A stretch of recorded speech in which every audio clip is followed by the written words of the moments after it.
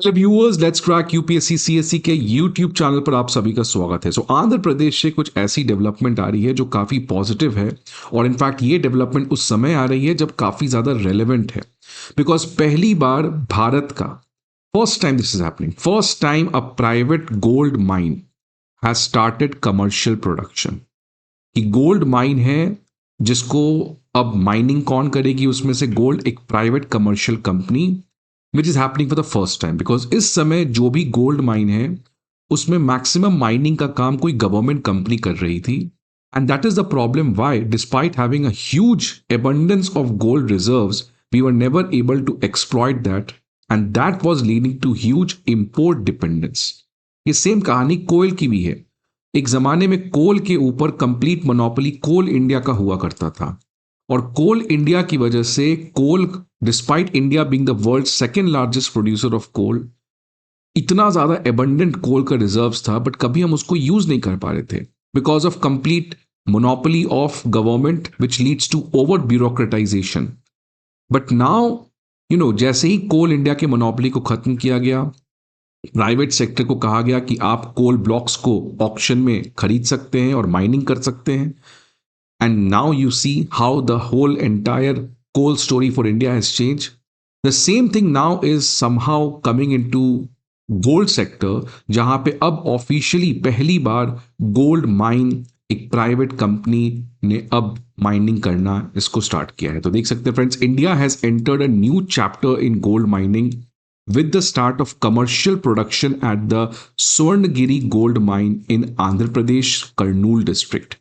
This project is the country's first operational private gold mine, and is significantly expected to increase India's domestic gold output. और एक तो obviously India की ये domestic gold output को increase करेगी, लेकिन इसकी कहानी भी बहुत इंटरेस्टिंग है कि ये जो स्वर्णगिरी गोल्ड माइन है इसका कनेक्शन मौर्यन एम्पायर से है। उस समय भी प्रोबेबली यहां से गोल्ड माइनिंग हुआ करता था, which is way back 2000 years old. So India is not only, utilizing our gold reserves, but India is also restoring that legacy कि किस तरीके से इंडिया में बड़े बड़े एम्पायर्स जो हैं वो गोल्ड को माइन उस समय करते थे। और आज इतनी टेक्नोलॉजी है, इतना ज़्यादा गोल्ड के ऊपर निर्भरता है, लेकिन उसके बावजूद government was never serious up till this point of time that in gold mines को यूज़ किया जा सके। ये रहा वो पर्टिकुलर इमेज। इस गोल्ड माइन का आज नाम है स्वर्णगिरी, बट इसके पहले नाम था इसका जोनागिरी।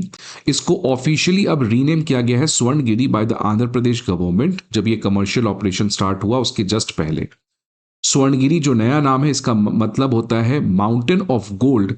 और ये बेसिकली रिफ्लेक्ट करता है कि ये जो पूरा रीजन है इसका कितना पुराना इतिहास है गोल्ड माइनिंग से। इसकी हिस्टोरिकल सिग्निफिकेंस, जैसे मैंने पहले भी आपको बताया कि हिस्टोरियंस का ये मानना है कि ये जो गोल्ड प्रोड्यूसिंग सेंटर है कर्नूल डिस्ट्रिक्ट में जहां पे ये अब गोल्ड माइनिंग हो रहा है, इसका कनेक्शन मॉडर्न एम्पायर से है, जहां पे एम्परर अशोका गोल्ड माइन यहां पे करवाया करते थे। Ancient inscriptions found nearby point to the region's historic mining activity. So आप समझिए ये तो हर जगह प्रॉब्लम है ना। इंडस वैली सिविलाइजेशन यहाँ पे था, डिस्पाइट दैट हिस्टोरिक लेगेसी आज आप देखो इंडिया में कितनी ज़्यादा गार्बेज डस्ट की प्रॉब्लम है। So India needs not to copy from west, in fact just India needs to discover its own legacy, because we have done everything in the past. But the problem is the Britishers' Raj has completely destroyed, not only destroyed India's economy, but it has also destroyed our thought process, our imagination, and that's why we need to restore all the legacy which we have somehow left behind. और आज देखिए उसी legacy को छोड़ने का नतीजा ये है कि इंडिया के सामने आज एक गोल्ड डिलेमा, सबसे बड़ा डिलेमा है। 800 टन गोल्ड जो है इंडिया हर साल इंपोर्ट करता है। जस्ट इमेजिन 1 टन 1000 kg एंड 800 tons of gold we are importing. और उसकी वजह से फॉरेन एक्सचेंज रिजर्व पे बहुत बड़ा प्रेशर बनता है। डोमेस्टिक आउटपुट जो एक ही गोल्ड माइन है इंडिया में कर्नाटका में जहां पे मैक्सिमम गोल्ड प्रोडक्शन होता है, उसकी कैपेसिटी है मात्र 1.5 ton, and we are importing 800 tons of gold every year. We are importing gold from 48 countries. और जो टोटल फॉरेक्स रिजर्व है हमारा, उसमें जो शेयर ऑफ गोल्ड इंपोर्ट है it is around 11%। Forex reserve का 11% लगभग हम खर्च करते हैं गोल्ड इंपोर्ट करने में। So this is a serious dilemma. और आपने देखा रिसेंटली कैसे प्राइम मिनिस्टर मोदी ने ऑस्टेरिटी मेजर्स की भी बात की। इतना ज्यादा गोल्ड का डिमांड क्यों है इंडिया में? ऑब्वियसली डोमेस्टिक प्रोडक्शन हमारा काफी कम है, massive cultural and social demand, investment and store of value, industrial and institutional demand. Industries में भी गोल्ड को यूज किया जाता है, फैक्ट्रीज में। और ये जो हमारा इतना बड़ा गोल्ड का इंपोर्ट डिपेंडेंस है, ये तब है जब इंडिया के पास ऑलरेडी प्रोबेबली 500 मिलियन टन का गोल्ड ओर है, रिजर्व में पड़ा हुआ है, बट हमने कभी यूज नहीं किया, हमने कभी एक्सप्लॉइट नहीं किया, हमने कभी इसको एक्सप्लोर भी नहीं किया है आज तक, because we were never serious. Same तो क्रूड ऑयल का है ना। आज इंडिया में कितने क्रूड ऑयल है, बे ऑफ बंगाल में, अरेबियन सी में, नॉर्थ ईस्ट वाले रीजन में, but we have never thought of exploiting those things, right? So India does not have any problem of resources. We have abundance of resources. The problem is we lack willpower. We lack accountability of the government. That's why they don't do anything until unless the crisis comes. तो 500 million ton of gold ओर, ये official data है, but इसके बावजूद production कितना है हमारा? 1.5 ton, 1.5 ton. But now let's see how this gold mine changes, जो अब प्राइवेट सेक्टर को लाया गया है गोल्ड माइनिंग में। अब इससे देखना होगा आने वाले समय में क्या डेवलपमेंट होते हैं। आगे बढ़ने के पहले एक इंपॉर्टेंट इन्फॉर्मेशन, अनअकैडमी आईएएस से आप जुड़ सकते हैं। आपने देखा इस साल हमारी रिकॉर्ड ब्रेकिंग सिलेक्शन हुई है। 100 से अधिक स्टूडेंट हमारे ऑनलाइन क्लासरूम प्रोग्राम से सेलेक्ट हुए हैं। और इस समय इसी पर्टिकुलर ग्रैंड सक्सेस को सेलिब्रेट करने के लिए we are running this education festival, जहां पे ट्रिपल ट्रीट करके ऑफर है फॉर ऑल दोज एस्पिरेंट्स। और ये कैसे काम करता है? सपोज आप 12 मंथ का पैकेज लेते हैं तो आपको इसमें 36 मंथ की वैलिडिटी मिलेगी। So for 12 months of package you are going to get 36 month of validity. और इसकी जो प्राइस है वो काफ़ी कम है, और इसके ऊपर अगर आप कोड लगाते हैं SUJ50, so you will be further getting 50% of. ये ऑफर जो है कल खत्म होने वाली है, इसलिए आज आप इस पर्टिकुलर ट्रिपल ट्रीट ऑफर को यूज कर सकते हैं। तो ये देखिए, वेंसडे को Andhra Pradesh chief minister N Chandrababu Naidu ने इस प्रोजेक्ट को ऑफिशियली लॉन्च किया। और इससे आने वाले कुछ सालों में इंडिया का जो एनुअल गोल्ड प्रोडक्शन है वो काफी ज्यादा बढ़ सकता है। प्रोबेबली कुछ एस्टिमेट्स का ये मानना है 800 kg पर year of the gold we are going to produce, मतलब आप समझ ले 0.8 ton.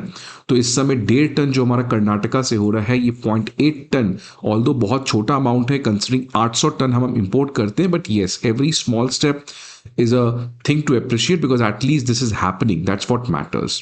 The gold mine is expected to produce around 400 kg of yellow metal during, ये तो इसी फाइनेंशियल ईयर में हम 400 किलोग्राम येलो मेटल निकाल लेंगे, बट आने वाले समय में लगभग इसकी कैपेसिटी बढ़ाई जाएगी। और इससे भारत में जो टोटल एनुअल गोल्ड प्रोडक्शन है, it might raise to 2 ton, making it one of the India's biggest gold producing site. Up till now, इस समय मैंने पहले बताया, कर्नाटका की जो हूती गोल्ड माइंस है उसमें मैक्सिमम डोमेस्टिक गोल्ड प्रोडक्शन होता है। ये हूदी यमन वाला हूदी नहीं है, ये हूटी गोल्ड माइंस है। अब स्वर्णगिरी गोल्ड माइंस आंध्र प्रदेश में आने से इंडिया का जो इंडिजिनस आउटपुट है वो बढ़ेगा, and eventually yes, it will reduce our dependence on gold over time. अब इसमें लगभग इन्वेस्टमेंट जो है वो 405 करोड़ बताया जा रहा है, और इससे स्टेट गवर्नमेंट जो है वो रॉयल्टी के फॉर्म में रेवेन्यू भी लेगी इस प्राइवेट सेक्टर से, जो स्वर्णगिरी गोल्ड माइन में अब अपने कमर्शियल एक्सप्लॉयटेशन प्रोसेस को स्टार्ट कर दिया है। सबसे खास बात क्या है कि आंध्र प्रदेश गवर्नमेंट जो है वो केवल गोल्ड को वहां पे माइन नहीं करना चाहती है, बट रादर वो एक पूरा सप्लाई चेन बनाना चाहती है। इसीलिए आंध्र प्रदेश गवर्नमेंट ने एक प्लान बनाया है कि गोल्ड ज्वेलरी मैन्युफैक्चरिंग प्लांट भी स्वर्णगिरी में होगा, सो दैट यहां पे गोल्ड माइन हो और वो गोल्ड किसी दूसरे स्टेट में ना जाए, रादर वो आंध्र प्रदेश में ही कुर्नूल डिस्ट्रिक्ट में गोल्ड ज्वेलरी मैन्युफैक्चरिंग पार्क में यूज किया जा सके, जिससे कॉस्ट ऑफ ट्रांसपोर्टेशन और वो एक पूरा सप्लाई चेन इंफ्रास्ट्रक्चर वहां पे बन सकता है, which is really a incredible step taken by Andhra Pradesh government. और अब तो ये भी लोगों का कहना है कि ये तो केवल एक शुरुआत है। इनफैक्ट आंध्र प्रदेश के पास इतने ज्यादा रिजर्व्स हैं जो हिस्टोरिकली प्रूवन है, अब इसको ऑफिशियली हो सकता है आंध्र प्रदेश की गवर्नमेंट जो है वो स्टार्ट कर सकेगी। So at least we are seeing some good stories. Middle east crisis was a blessing in disguise. Yes, we have faced a lot of challenges, और आने वाले समय में ऑब्वियसली इसके कुछ चैलेंजेस होंगे, हैंगओवर चैलेंजेस होंगे, but eventually we are started to do something. अब हम लोग स्ट्रैटेजिक ऑयल रिजर्व्स को बढ़ा रहे हैं, कोल गैसिफिकेशन की बात कर रहे हैं, गोल्ड में अब हम लोग इंपोर्ट को कैसे कट कर सके, फॉरेक्स रिजर्व को अब $1 ट्रिलियन पे बढ़ा के रखना पड़ेगा। So at least this was a good lesson and thankfully the war has subsided without causing much damage to India's economy. So it's a good thing that छोटा इंपैक्ट भी हुआ बट सीखे बहुत कुछ हम लोग, एंड होप दैट गवर्नमेंट जो है वो अब एग्रेसिवली इन रिफॉर्म्स को इनिशिएट करे, so that even if next time middle east या कहीं भी इंस्टेबिलिटी आए, इंडिया की इकोनॉमी कंप्लीटली रेजिलियंट रहे इन एक्सटर्नल शॉक से। आई होप आपको ये वीडियो अच्छा लगे। See you again some other video, till then goodbye and take care.